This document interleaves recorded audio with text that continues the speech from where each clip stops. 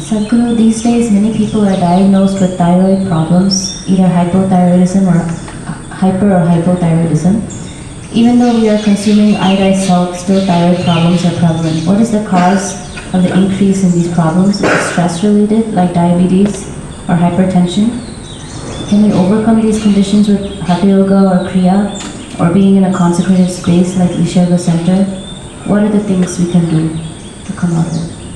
I think a whole lot of people have come out of it with Hatha Yoga practice, no question about it. Being in a consecrated place definitely adds to it. But this pretty widespread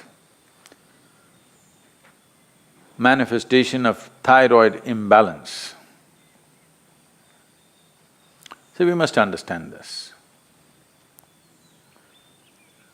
What you're calling as thyroid, in yoga we don't look at the glands like that.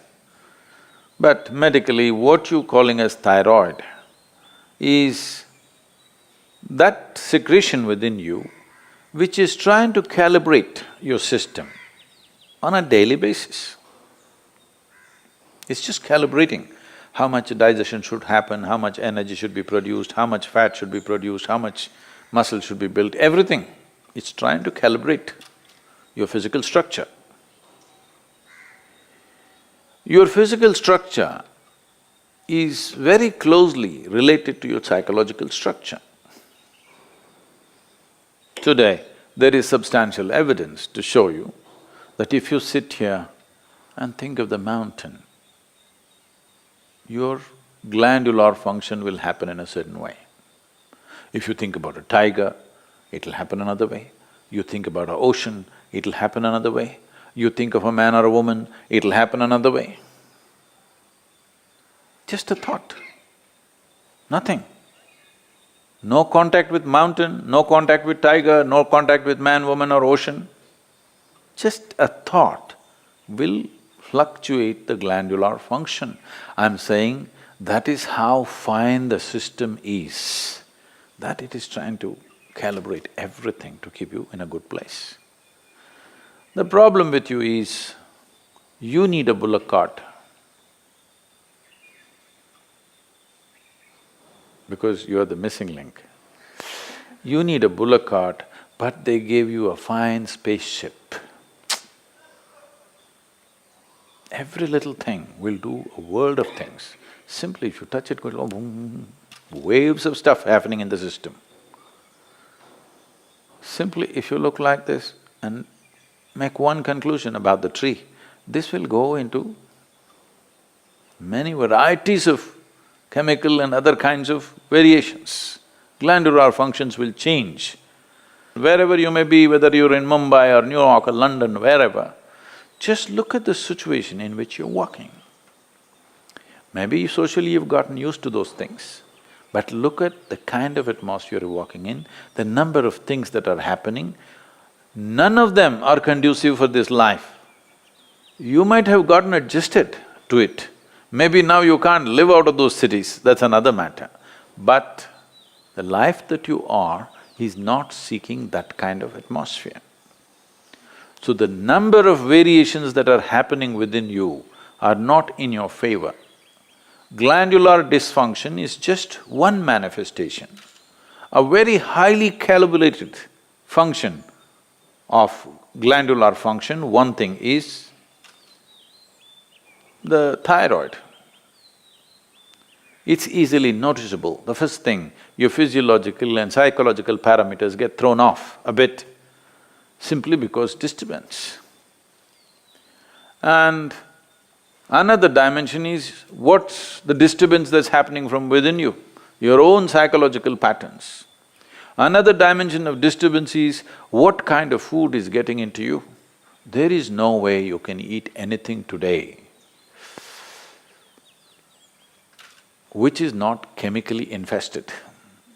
If you're eating very organic food, it's little organic chemicals they're using. It's come to that place. It's very difficult to eat something that's just grown in the wild forest. You can pluck out something and eat. That's very, very little, not even a small percentage of people are capable of eating that anymore. It's all from the marketplace. And what goes into the marketplace is all about more, not about what. And also this, in this country, all these things are gone now, don't worry. My grandmother, every day the vegetable seller, they used to come home with a basket. Just then in the morning they would have plucked, by 7:38 they're at the doorstep. When they come, and she will look at this, when she wants to buy it, she won't allow the vegetable seller to touch the vegetables. They plucked and brought it. It's fresh, just now it's come off the plant. But if it has to go into the balance or if she has to choose 1, 2, 3, 4 like this, she won't let them touch it. You don't touch my vegetables. This is not to keep bacteria away. She doesn't want that woman or that man to touch the vegetables that her children and grandchildren will eat. She will touch it in a certain way. She will fondle it, she'll caress it, she'll look at it like this, and then she will cut it and make it. Don't think this is all funny. If all these things are missing in your life, you have to take pills to manage your glandular function, and there is no way by popping a pill you can get it into balance, you can suppress it. You cannot get it into proper balance, no way, because every day it's different, every moment it's different. This is calibration, a very active calibration that's happening. You kill it and just take a pill and somehow manage. You are a little dysfunctional machine. With this dysfunctional machine will manifest in so many ways, and you will only know it when you stretch it. When you're living with minimal stuff, it won't show up. It's like this. See, even if you have a flat tire on your car, at 20 kilometers you can drive home, Some things will crack up, some things will tear up, but still you can drive. Only if you're hitting 200 kilometers per hour, then if the tire goes flat, then you know you fly off the road. So that's all it is. If all these things are taken care of well, now when you rev up your life to function at a much higher level, simply it'll go. Now you rev up your life without bringing that balance, then you see it'll freak. You will see this happening all around you every day.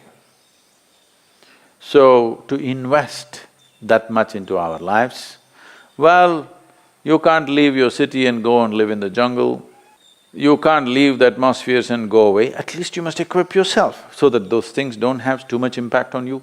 It'll anyway have impact, but how much is the question? How much impact? At least within your home, surround yourself with some plants. If there is no space, fill your room. This is going to have some freaky bedrooms. Open up half the roof. Oh, but there's another floor above, Sadhguru. Okay, open up the damn walls so that some sunlight comes into you. Yes. Not everything is closed and just one air conditioner is going brrrr all the time. This is one thing, the reverberations around you are freaking this body completely, all the time, brrrr. Particularly when I'm outside the country, particularly in United States. Even in Europe it's a little better. In United States, all the time something is buzzing, endlessly. When I come here, it's like, just still, which makes you alive. Everything is buzzing, you're like Most people are not conscious of it, but it's happening to them. The very fact that they're sleeping 8 hours a day is just that they are not living in their natural habitat. They are trying to protect themselves by sleeping. So, to protect yourself from disease, to protect yourself from mental illnesses, to protect yourself from all kinds of imbalances, you sleep 8, 10 hours a day. This is half your life, you're dead. Death is always a good fix. But that's not the fix we are looking for. We are looking for a life fix, not an end fix. If you end something, it is fixed, isn't it? Fixed or no? Fixed, but not the way we want. We want to be here, alive and be fully fixed. So if this has to happen, you can. I know you may look freaky, even I will think you're freaky. But you can bring some plant life into place where you sleep. When you walk, you must always be conscious of the life other than human life. Most people are not even conscious of the human beings, so I'm reminding you, you must be conscious of everything that is alive. A tree, a plant, a blade of grass, a grasshopper hopping, and the people that you don't like are passing by. All kinds of things. You must be alive to everything. Don't need to do any, oh, I love the tree. You don't have to love the tree. You have to be nourished by it. That's the only way to live.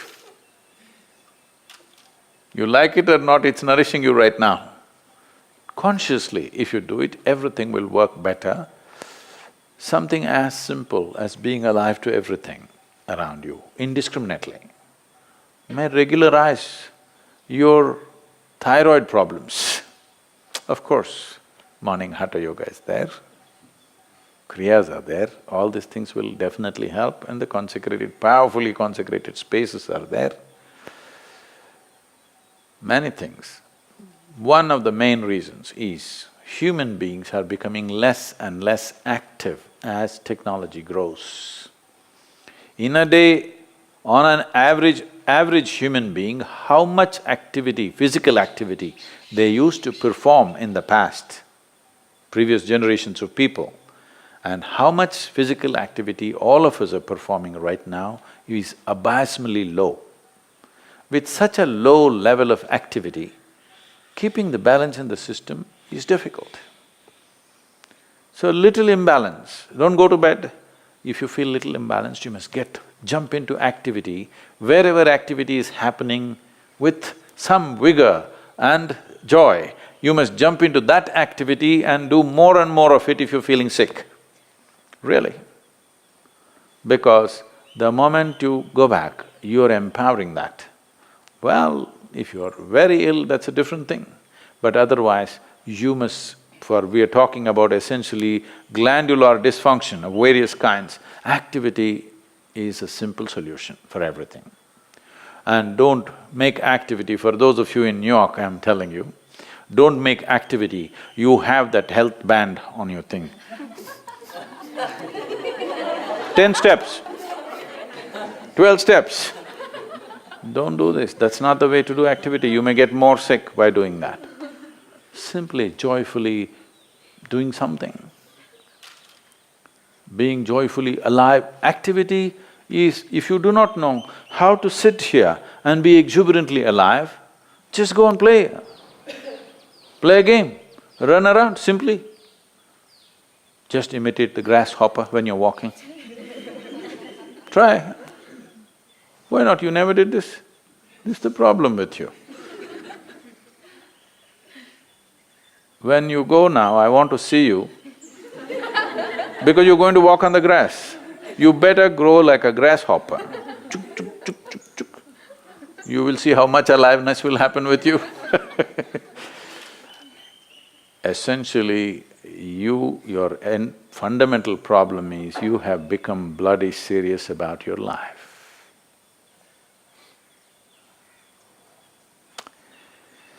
So, we have to again remind you, you will die anyway. Don't be so serious about it because it'll get over in no time. You must loosen the grip. Now if you loosen the grip, that last scene can be different. Otherwise, people see you, that's a great thing that happened to you. You loosen the grip. Now itself if you loosen the grip, you will see life will happen wonderfully well for you.